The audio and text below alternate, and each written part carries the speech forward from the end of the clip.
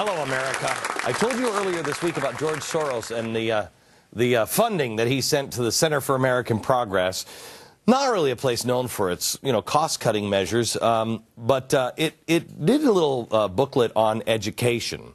And it said these are the things, these are the niche items that we can cut from education. Are you ready? U.S. history, constitutional studies, and anything to do with economics.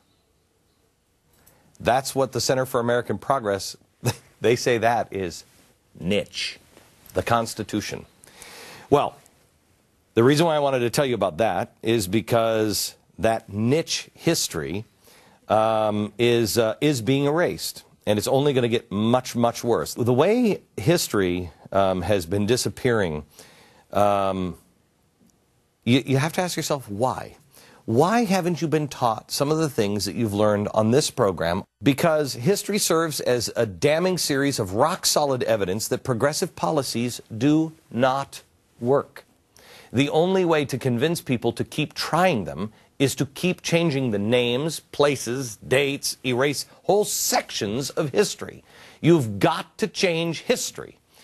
Progressives are an enemy to the Constitution. They want to progress past the Constitution.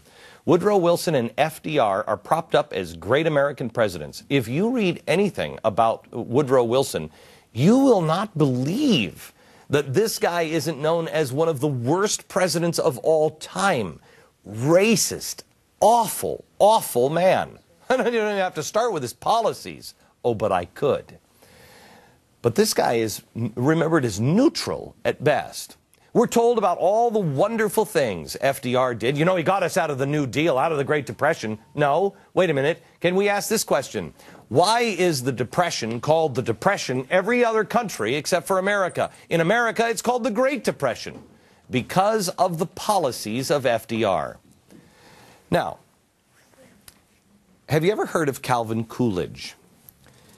If so, what do you know about him? You read anything in your history books and they'll say, oh, well, he ran a laissez-faire style government. Oh, let's just pause for a moment and savor the thought of laissez-faire government. I don't even know what that means. Calvin Coolidge, the president progressives need you to forget about. He was actually Ronald Reagan's favorite president, or one of them. He drastically reduced the size of government and thwarted a depression. A depression in 1920? Did you even know that? Bigger, deeper than 1929. What did he do to get out of that depression, out of that decline? Country was in horrible shape when he came into office, and then when he left, it was the Roaring '20s. Another little fact progressives don't want you to notice. Tonight we'll take a close look at America's, well, one of the best presidents I think we've ever had that you don't know very much about. David Pietrusza is here. He is a historian and author of Silent Cow's Almanac. You wrote 1920. Year of the Sixth President. Which is an unbelievable book you should read. Amity Shlaes is also here. Amity, she wrote the book The Forgotten Man before I knew anything about progressivism. As I was seeing the economy starting to spiral out of control, I picked up this little book called The Forgotten Man. Amity is responsible for much of the nightmare that people call me now, because I learned so much from that book and got me kind of into this Alice in Wonderland rabbit hole that is now called the Glenn Beck Program. She is a senior fellow at the Council of Foreign Relations, which I believe is evil. And she is a contributing writer to a new book, Why Coolidge Matters. And you're also writing a new one on Coolidge, just called Coolidge, right? Yes. Why the heck would anyone care about Calvin Coolidge? Because every politician who wants to obtain office says, I'm going to do 4 or 5 things. I'm going to cut taxes. I'm going to reduce the waste in government. I'm going to cut the debt. And I'm going to bring you prosperity. And everyone's going to have a job, and there's going to be no inflation, and they never do it. We fall for it every stinking time, and they never do it. And Calvin Coolidge did all of those things. And then the historians and the pundits say, He was in office for 6 years and he didn't do a damn thing. Right. That's kind of his highlight, isn't it? That he didn't. I mean, he did an awful lot, but it was in the reducing government. It wasn't going to save anybody. Well, that's right, Glenn. I call Coolidge the great refrainer because he was the opposite of a modern president. When he saw trouble, he refrained and stood back and said, therefore, things may get better if someone stays out of the way. What are examples? A big one was the flood of the Mississippi in 1927, which was their Katrina. Did Coolidge race down there? No, he did not. He sent his Commerce Secretary, Hoover, but he didn't jump in. He said, well, maybe the federal government's role isn't to jump in. Maybe it's the job of the states to manage a regional crisis. There was federal funding that he signed for this crisis, this terrible flood, but he made the lawmakers reduce the funding to a third of its size. He said, don't magnify this emergency and give a new role to the federal government. Make it smaller and handle it. Okay, now wait a minute. So people understand this emergency. What year did this happen? 1927. 1927. So people understand this emergency. A large area was under 30 feet of water. How big was, do you have this? Hundreds and hundreds of miles. Okay.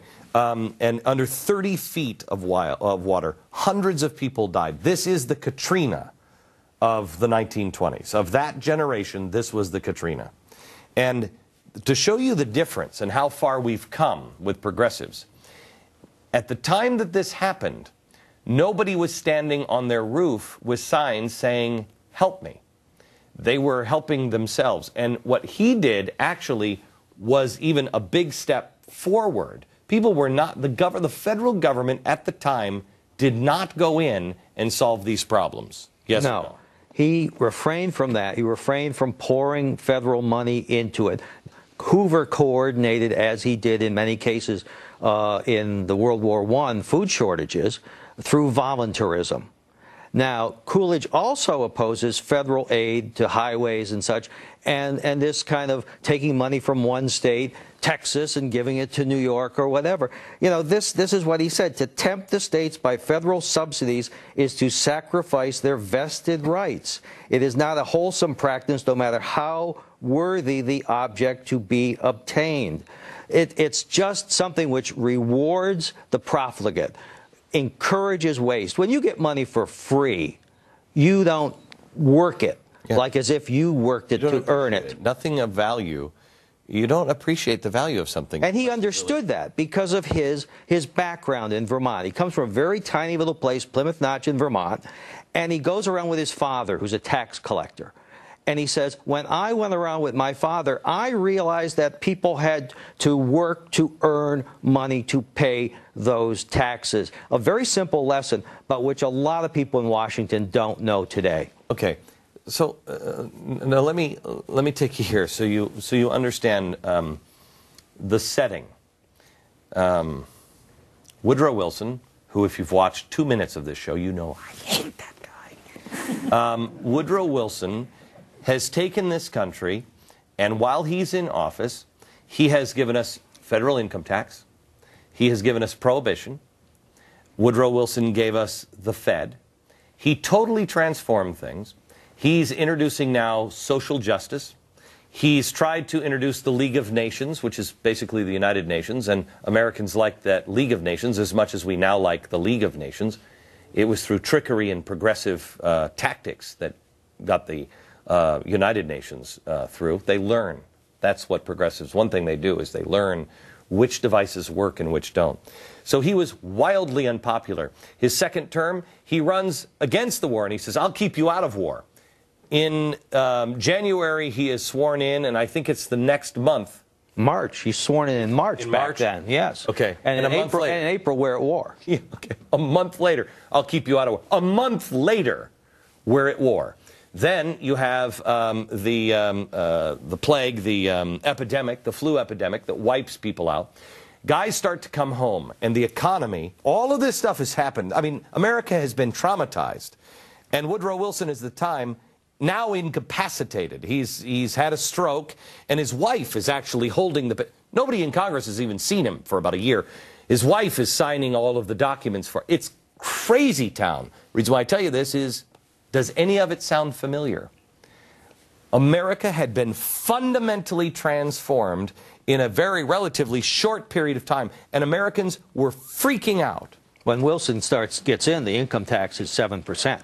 Right, and then it goes during the war, it's 77. I think they take it down to 70 when he leaves. That year is also a year of tremendous strikes. It's one of the great strike-ridden years of labor unrest in the country, and it's also a year of domestic terrorism. That's when you had the Wall Street bombing, which has been, you heard about with the Times Square bombing, and also you had bombings of the Attorney General's office, of his home, which ends up blowing body parts into the roof of the next-door neighbor's house, or across the street, Franklin D. Roosevelt. I mean, things are a mess. And what is Wilson doing? He's obsessing about a new world order, the League of Nations, creating this thing, this sort of Philip Drew administrator world situation, and ignores this thing as the country is going to hell in a handbasket. Okay, so America is freaking out, and they know they don't want any of this progressive nightmare.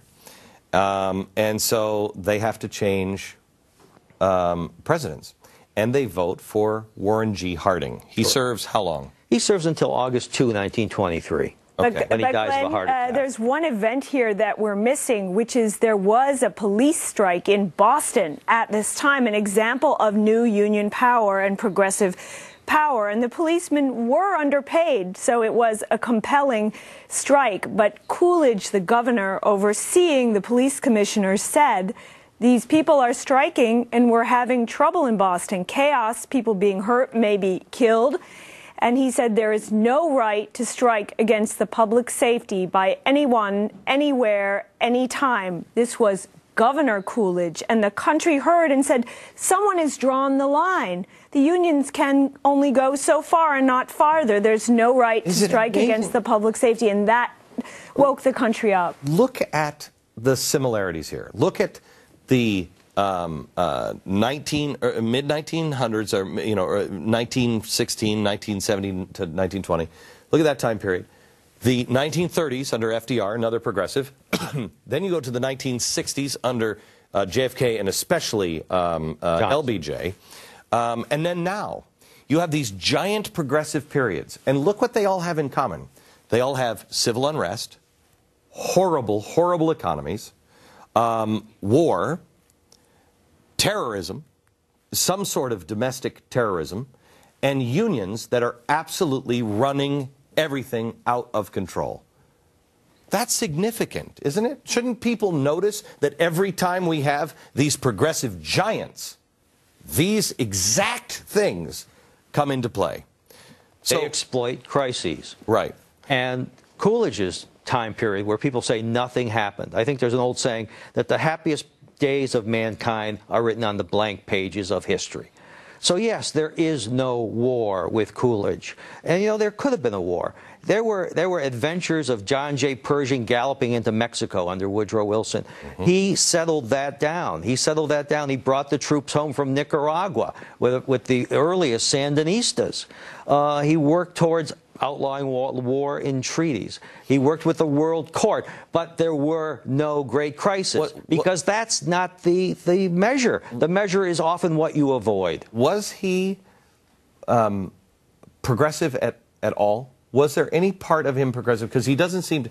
Progressives on the Republican side tend to go out and do war, but war as Americans, led by Americans, Theodore Roosevelt, where the progressives on the Democratic side go out and do war under an international umbrella.